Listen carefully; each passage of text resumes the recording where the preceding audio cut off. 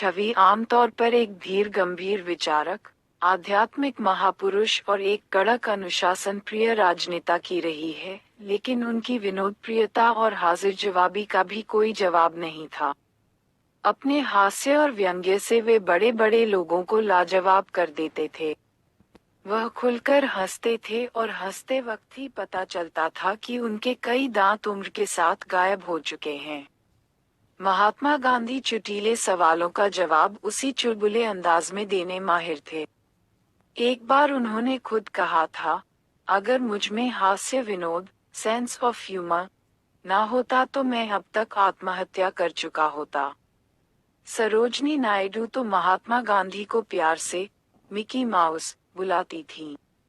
गांधी जी भी अपने पत्रों में उनके लिए डियर बुलबुल, डियर मीराबाई, तो यहाँ तक कि कभी कभी मजाक में अम्मा जान और मदर भी लिखते थे। आजाद भारत के दूसरे और आखिरी गवर्नर जनरल चक्रवर्ती राजगोपालाचारी गांधी के बारे में कहते थे, he is a man of laughter. अपनी किताब महात्मा गांधी ब्रह्मचर्य के प्रयोग लिखते वक्त गांधी पर मेरे अध्ययन ने मुझे कई अर्थों में बदल डाला और गांधी दर्शन का कायल बना दिया। चीजों को बारीकी से मैं समझने और दुनिया को उसे समझाने की गांधी की कला का मैं मुरीद हो गया। गांधी बड़े अध्येता थे, विचारक थे। उनकी याददाश्त गजब की थी। वे बड़े से बड़े किताबी विचार को जमीन पर उतारने की क्षमता रखते थे।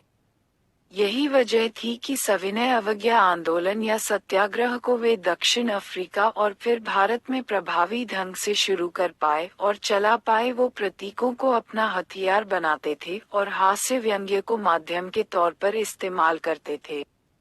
उनके ये प्रयोग काफी हद तक सटीक रहे। गांधी यह बात खुद कहते थे कि ब्रिटिश सरकार के खिलाफ विरोध और असहमति भी मैं अधिकतर विनोद के जरिए ही प्रकट करता हूँ। इस पर एक ब्रिटिश पत्रकार ने तंज कसते हुए कहा था कि इसका मतलब है कि आपके मनोविनोद या दिल्लगी को आपकी झंझलाहट या खीज समझी जाए। गांधी ने कहा, जिन विषम और विकट परिस्थितियों में मैं काम करता है, अगर मुझ में इतना अधिक सेंस ऑफ ह्यूमर ना होता तो मैं अब तक पागल हो गया होता। चरखा और अर्धनग्नता ब्रिटिश साम्राज्य के लिए हमेशा से एक अबूझ पहेली थी। असली भारत की खोज के लिए उन्होंने ट्रेन के सफर में तीसरे दर्जे में बैठकर देश भर की यात्रा की थी। इसी दौरान उनके मन में चरखा सिद्धांत आया और इस चरखे ने ब्रिटेन के कशायर के सूती वस्त्र उद्योग को सीधी चुनौती दे दी। वे खुद घुटने के ऊपर की छोटी धोती पहनकर, जिसे यूरोप के मीडिया ने अंग्रेजी में लोइन क्लॉथ, लंगोट नाम दिया, ब्रिटेन के बादशाह जॉर्ज पंचम के बर्मिंघम पैलेस पहुंच गए। दरअसल ये लंगोट एक प्रतीकात्मक विरोध था कि दुनिया देखे ब्रिटिश राज में भारत की आम जनता का क्या हाल है। इसी से तिलमिलाकर इंग्लैंड के प्रधानमंत्री रहे विंस्टन चर्चिल को गांधी को अदनंगा फकीर कहकर मजाक उड़ाना शुरू किया था। उन्हें लगता था कि लंदन में पढ़ाई कर चुका एक मामूली वकील कैसे इतने भव्य ब्रिटिश राज को इतनी बड़ी चुनौती दे सकता है। महात्मा गांधी की विनोदप्रियता और हाजिर जवाबी के सबसे ज्यादा किस्से उस वक्त दुनिया के सामने आए जब दूसरे गोलमेज सम्मेलन में वे लंदन गए। इस दौरान उनका कई बार दुनिया की मीडिया से सामना हुआ और उन्होंने अपनी हाजिर जवाबी से पत्रकारों का दिल जीत लिया।